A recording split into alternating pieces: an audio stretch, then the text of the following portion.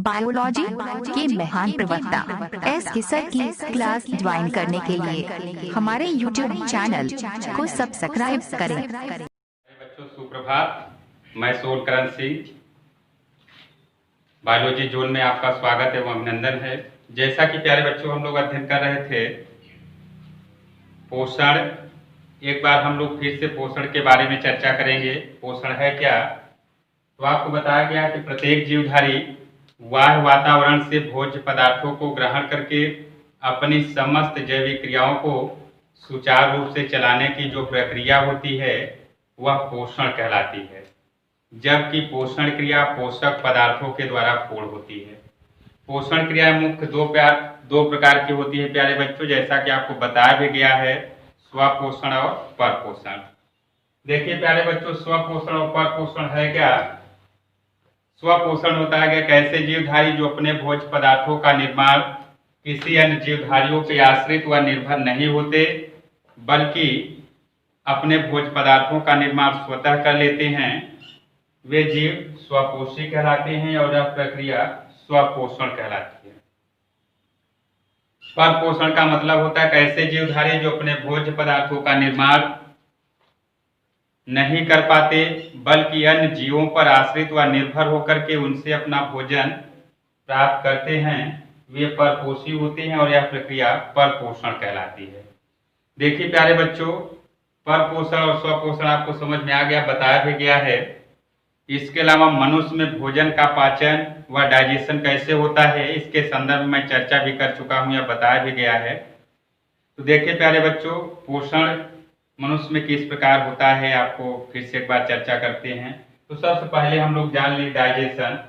भोजन को अघुलनशील कणों को सरल व घुलनशील कणों में परिवर्तित करने की प्रक्रिया डाइजेशन या पाचन कहलाती है। मनुष्य में पाचन तंत्र को निम्न भागों में डिवाइड किया गया। पहला है मुख गुहा, दूसरा है ग्रसनी, तीसरा है ग्रास नली, चौथा है आमाशय, फिर ग्रहणी, छोटी आंत और बड़ी आंत। इन भागों के माध्यम से मनुष्य में भोजन का पाचन होता है और ये सब प्रमुख भाग एलिमेंट्री कैनाल अर्थात आहार नली के भाग होती हैं, जो लगभग 8 से 10 मीटर लंबी खोखली व कुंडलित नलिका होती है। देखिए प्यारे बच्चों, अब हम लोग सबसे पहले भाग का अध्ययन करेंगे, जिसे हम लोग माउथ कैविटी या ब्यूकल कैविटी कहते हैं। मुख गुहा है क्या? तो आपको बताया गया प्यारे बच्चों, मुख सभी लोगों के पास भोजन को पकड़ने या आप कह सकते हैं निगलने के रूप में सहायक तथा इसके अलावा बोलने में भी मदद करता है। तो देखिए प्यारे बच्चों, मुख है क्या? तो आप कह सकते हैं मुख एक अनुप्रस्थ दरारनुमा चित्र होता है। देख रहे हैं यहाँ पे लिखा गया, मुख एक अनुप्रस्थ दरारनुमा चित्र होता है जो 2 मांसल होठों द्वारा घिरा होता है। कितने होठों से? 2 मांसल होठों द्वारा घिरा होता है, जबकि मुख गुहा का ऊपरी जबड़ा यानी मुख गुहा का सबसे ऊपरी जबड़ा यानी मस्तिष्क यानी ब्रेन से स्थित या जुड़े होने के कारण, या आप कह सकते हैं मस्तिष्क के कटोरी से कसे होने के कारण स्थिर व अचल होता है। यह गति नहीं कर सकता बल्कि अचल रहता है। तथा निचला जबड़ा स्वतंत्र व चल होता है, यानी आप कह सकते हैं कि मुख एक अनुप्रस्थ दरारनुमा चित्र होता है जो 2 मांसल होठों द्वारा बंधा होता है। मुख गुहा का ऊपरी जबड़ा मस्तिष्क के कटोरी से कसे होने के कारण स्थिर व अचल, परंतु निचला जबड़ा स्वतंत्र व चल होता है।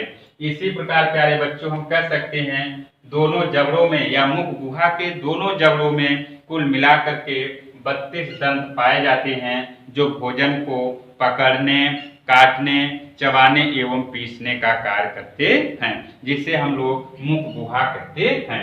इसके अलावा मुख में एक लंबी मांसल पेशी रचना पाई जाती है, जिसे हम लोग ट्विंक्स या जीभ या जिह्वा कहते हैं। जिह्वा का मुख्य कार्य होता है बोलना तथा भोजन में लार का मिश्रण करना तथा आप कह सकते हैं भोजन का स्वाद परीक्षण करना। इसके अलावा बोलने में भी सहायता व मदद करती है। तो देखिए प्यारे बच्चों, आपको समझ में आ गया कि मनुष्य में जो मुख गुहा होता है या भोजन को निगलने के लिए तथा उसमें विभिन्न प्रकार के जो दंत होते हैं भोजन को पकड़ने, काटने, चबाने एवं पीसने तथा जो जिह्वा होती है वह भोजन में लार का मिश्रण करने तथा भोजन को निगलने, बोलने तथा स्वाद परीक्षण में सहायक होती है। तो प्यारे बच्चों देखिए, दांतों के प्रकार, मनुष्य में दांतों के प्रकार कितने होते हैं? तो आप कह सकते हैं मनुष्य में कुल मिलाकर 4 प्रकार के दांत पाए जाते हैं। कितने प्रकार के? 4 प्रकार के। पहला होता है कृंतक। कृंतक को हम लोग इंग्लिश में बोलते हैं इंसाइजर या इंसीजर भी कह सकते हैं। दूसरा होता है रत्नक, जिसे हम लोग कैनाइंस कहते हैं। तीसरा होता है अग्रचर्वणक, जिसे हम लोग प्रीमोलर कहते हैं। चौथा होता है चर्वणक, जिसे हम लोग मोलर कहते हैं। तो देखिए प्यारे बच्चों, दांत 4 प्रकार के हैं, कृंतक, रत्नक, अग्रचर्वणक और चर्वणक। तो आप कह सकते हैं एक सूत्र के माध्यम से व्यक्त किया गया है या स्पष्ट किया जा सकता है। तो मनुष्य के दंत सूत्र क्या हैं? यहाँ तो लिखा गया डेंटल फार्मूला ऑफ ह्यूमन, यानी मनुष्य के दंत सूत्र। दंत सूत्रों में आपको बताया गया कृंतक को आई से, अर्थात आई है क्या? इंसीजर इंग्लिश वर्ड है, जिसे हम लोग कृंतक कहते हैं। रत्नक को सी से, जिसे हम लोग कैनाइन कहते हैं। अग्रचर्वणक को टीएम, जिसे हम लोग प्रीमोलर कहते हैं। चर्वणक को हम लोग यम से लिखते हैं, जिसे हम लोग मोलर कहते हैं। तो समझ में आ गया?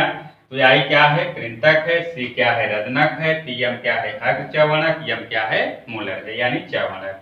जहां पर आई बराबर आपको दर्शाया गया 2/2, यानी ऊपरी जबड़े में 2 जोड़ी और निचले जबड़े में 2 जोड़ी। किसकी संख्या है? कृंतक की। फिर रत्नक की संख्या 1 जोड़ी ऊपरी हिस्से में और 1 जोड़ी निचले हिस्से में। अग्रचर्वणक की संख्या 2 जोड़ी ऊपरी हिस्से में और 2 जोड़ी निचले हिस्से में। मोलर की संख्या 3 जोड़ी ऊपरी हिस्से में और 3 जोड़ी निचले हिस्से में। तो प्यारे बच्चों, आपको बताया गया कि अब जोड़ियों की संख्या देखा जाए तो ऊपरी जबड़े में 8 जोड़ी, 8 जोड़ी का मतलब 8 दूनी 16, और निचले हिस्से में देखा जाए तो 8 जोड़ी, यानी कुल मिलाकर के 16। तो आप कह सकते हैं ऊपरी जबड़े में कुल दांतों की संख्या 16 और निचले जबड़े में कुल दांतों की संख्या आप कह सकते हैं 16। तो इस प्रकार हम लोग कह सकते हैं कि मनुष्य में टोटल दांतों की संख्या जो होती है वह 32 होती है। और 32 दांत मनुष्य में जो पाए जाते हैं, यह कुछ दांत द्विबारदंती होते हैं और कुछ दांत एक बारदंती होते हैं। इसीलिए मनुष्य क्या है? विषम दंत प्राणी है। क्या है? विषम दंत प्राणी है। तो देखिए प्यारे बच्चों, भोजन को चबाने, पीसने, काटने व तोड़ने की प्रक्रियाओं में अगर देखा जाए तो हमारे दांत अत्यंत महत्वपूर्ण होते हैं, जो भोजन को चबाने व पीसने के कार्य में सहायता प्रदान करते हैं। तो देखिए प्यारे बच्चों, अब हम लोग यहीं तक अध्ययन आपको कराएंगे। इसके बाद पुनः हम लोग अगले बायोलॉजी जोन में जब पुनः उपस्थित होंगे तो पुनः इसके आगे के वीडियो आपको शेयर करेंगे। तब तक के प्यारे बच्चों धन्यवाद।